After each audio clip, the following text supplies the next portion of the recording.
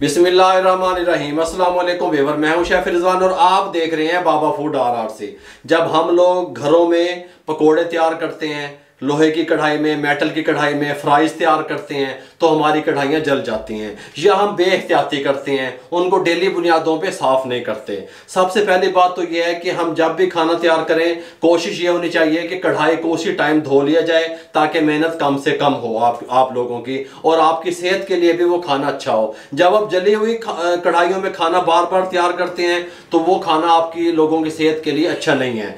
आज मेरे पास भी एक जली हुई कढ़ाई है जो जल गई है, मैं आपको उसको साफ करने का तरीका बताता हूँ। इस कंडीशन में ये कढ़ाई आ चुकी है, मैं आपको उसका मुकम्मल तरीका बताता हूँ कि कढ़ाई को आप फटाफट से किस तरीके से शीशे की तरह साफ कर सकते हैं। तवज्जो से देखिएगा। जब आपकी कढ़ाई जल जाती है, सड़ जाती है, वो बिल्कुल ऐसी लगती है लुक वाइज के खूबसूरत नहीं है। ये देखें किस तरीके से जली हुई है, सड़ी हुई है, देख रहे हैं इस तरीके से।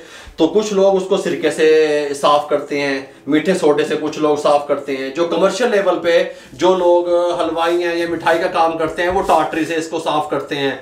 ये सब तरीके आप लोगों से शेयर किए जाएंगे। लोहे की कढ़ाई होती हैं मिठाई वालों के पास, इसलिए वो टाटरी का इस्तेमाल करते हैं। मैं आपको आज बहुत ही आसान अल्फाज में, आसान चीज़ों से ये कढ़ाई साफ करने का तरीका बताऊंगा। मैंने सरफ ले लिया, कोई भी सरफ कपड़े धोने वाला जो आपके घर में मौजूद है, मैं 2 टेबल स्पून इसके अंदर शामिल करूंगा।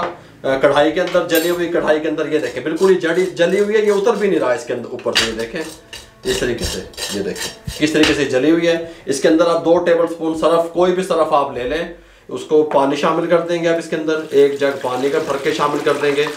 अब इसको मैं चूल्हे पे चढ़ाऊंगा। ये हमने 2 लीटर पानी डाला और 2 टेबल स्पून सरफ के डाले, इसको ऊपर चढ़ा दिया। 2 लीटर पानी हमने इतना लिया, हाफ कढ़ाई में आ गया। फुल कढ़ाई आपने पानी की नहीं लेनी। जब इसके ऊपर इसको बॉयल आएगा पानी को तो ये ऑटोमेटिक यहाँ तक आएगा। इस तरीके से बॉयल आके यहाँ तक 6 मिनट हमने तकरीबन इसको बॉयल करना है। आपने साथ ठहर जाना है, फ्लेम को ऑन कर दिया। अब इसको हम बॉयल आने का वेट करेंगे। जब ये बॉयल आएगा हम साथ ठहरे होंगे, हम फ्लेम को कम कर देंगे, फिर बॉयल दिलवाएंगे। 6 मिनट हमने इसको इस तरह कढ़ाई के अंदर सरफ वाले पानी को बॉयल दिलवाना है। पानी को बॉयल आना शुरू हो गया है और ये खुद ऊपर उठ रहा है पानी, उबल उबल के। ठीक हो गया। यहाँ तक सरफ इसको खुद पानी को लेके आएगा ऊपर तक, और ये जो हिस्सा कढ़ाई का जला हुआ है ये वही पानी कवर करेगा। अगर हम कढ़ाई को फिल करके रख देंगे तो फिर उसके उबलने की जगह नहीं बचेगी और हमारी कढ़ाई ठीक से साफ नहीं होगी। 6 मिनट तक हमने इस तरीके से बॉयल करना है। 6 मिनट कंप्लीट हो चुके हैं, फ्लेम को बंद करने लगे हैं और अब ये वाला जो पानी है इसको हम रिमूव करेंगे, लेकिन आपके सामने रिमूव करेंगे। ठीक हो। ये जो सरफ के साथ हमने इसको पकाया था इसका काम नहीं है, अब इसको हम रिमूव करने लगे हैं आपके सामने इस तरीके से। ये देखें कितनी मैल गंदगी, ये देखें इस तरीके से ये उतर गई है, ये देखें। ठीक हो गया। अब ये जो बाकी रह गई है किस तरीके से साफ करेंगे, यहाँ पे ले आएंगे और इसको ठंडा होने देंगे, उसके बाद आपको बताते हैं। ठंडा करने के बाद ये जो नीचे बिल्कुल कालिश जमी हुई थी ये हम चम्मच की मदद से इस तरीके से उतार देंगे।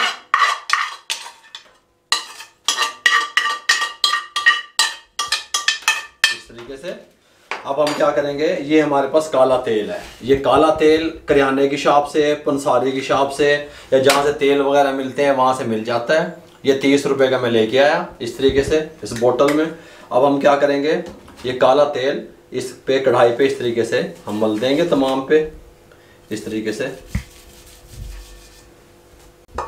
काला तेल हम इसको मल रहे हैं। ये बर्तन साफ करने के लिए बहुत फायदेमंद चीज़ है, बहुत कमाल का है।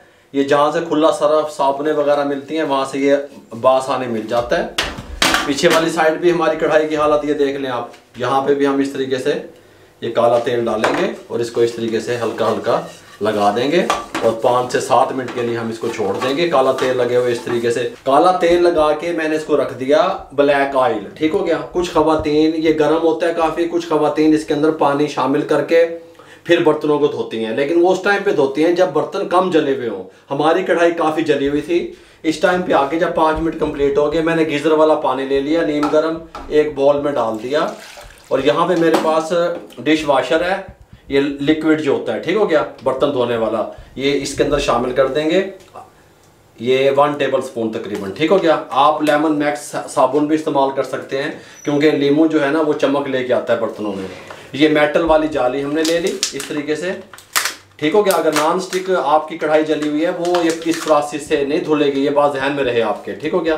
इसको अच्छे तरीके से हम मिक्स कर लेते हैं इस तरीके से नीम गर्म पानी में। ये देखें आसानी से झाग बन गई। अब हम इसको कढ़ाई को धोना शुरू करेंगे इस तरीके से।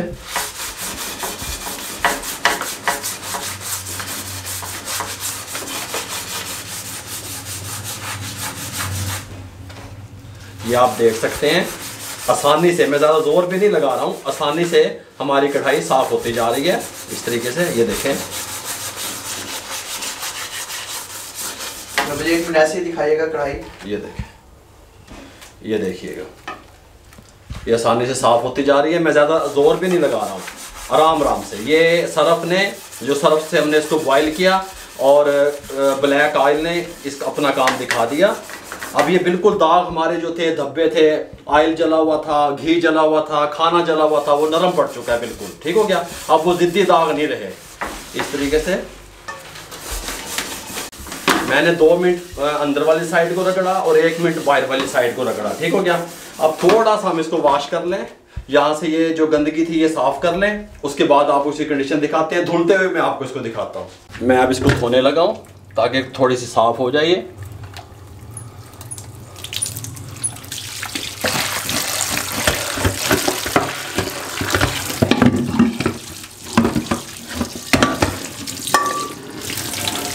ये 80% कढ़ाई हमारी साफ़ हो चुकी है, 20% रहती है। हम मज़ीद इसको डिश वाशर वाला लिक्विड जो हमने बनाया था नीम गर्म पानी में, उससे मज़ीद इसको हम साफ़ करने की कोशिश करेंगे।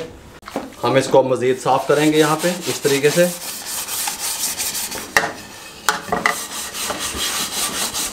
अगर आप डेली अपने घर के बर्तन साफ़ करें तो इतनी मेहनत की ज़रूरत ना पेश आए, ठीक हो गया। इसको अच्छे तरीके से हमने 2 से 3 मिनट मज़ीद रगड़ लिया। अब इसको हम वॉश करने लगे। अब इसको हम वॉश करेंगे, लेकिन ये फाइनल नहीं हुई। अब इसको चमक लेके आएंगे इसके अंदर। वो चमक किस तरीके से लेके आएंगे वो भी आपको बताते हैं।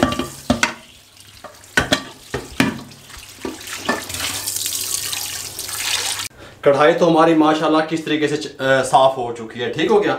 आपके सेहत के हवाले से भी बहुत फायदेमंद है। अब इसमें चमक लाने के लिए हम क्या करेंगे, लाहौरी नमक लेंगे, थोड़ा सा आधा नींबू लेंगे। अब आधा नींबू नमक को लगा के इस तरीके से हम पूरी कढ़ाई में मसलेंगे।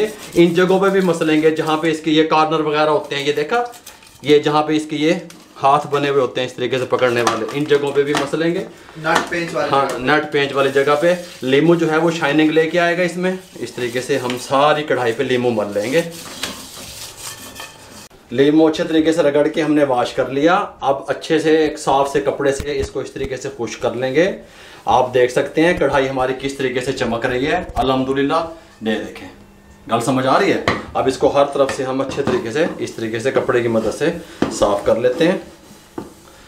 साफ करने के बाद आपको इसका रिजल्ट साफ नजर आए, शीशे की तरह चमकती होनी चाहिए। जिस बर्तन में हम खाने बनाएं वो साफ सुथरा होना चाहिए ताकि आपकी सेहत भी ठीक रहे। पानी डालेंगे, शीशे की तरह पानी लगेगा इसमें, साफ सुथरा बिल्कुल। मेरे भाइयों, कढ़ाई किस तरीके जले से जले कढ़ाई जितनी भी जल जाए, घी से, ऑयल से, कुकिंग से, खाना पकाने से, मैंने आपको मेटल की कढ़ाई, लोहे की कढ़ाई किस तरीके से आप साफ कर सकते हैं। लोहे की कढ़ाई भी इसी प्रोसेस से, मेटल की कढ़ाई भी इसी प्रोसेस से। नॉन स्टिक बर्तन इस प्रोसेस से साफ मत कीजिएगा, उसका प्रोसेस अलग है। इंशाल्लाह आप मुझे कमेंट बॉक्स में बताइएगा, तो नेक्स्ट वीडियो हम उसी की बनाएंगे कि आपको नॉन स्टिक बर्तन, तवे, पैन किस तरीके से फ्रंट वाली साइड, बैक वाली साइड को आप साफ कर सकते हैं। अगर आपको हमारी ये तरीका अच्छा लगा हो हमारा कढ़ाई साफ करने का, तो हमारे चैनल को सब्सक्राइब करें, बेल आइकन के बटन को दबाया करें, शेयर कर दिया करें, दुआओं में याद रखा करें। अपना बहुत सारा ख्याल रखिएगा। मुझे और मेरी टीम को इजाज़त दीजिए। अल्लाह हाफिज़।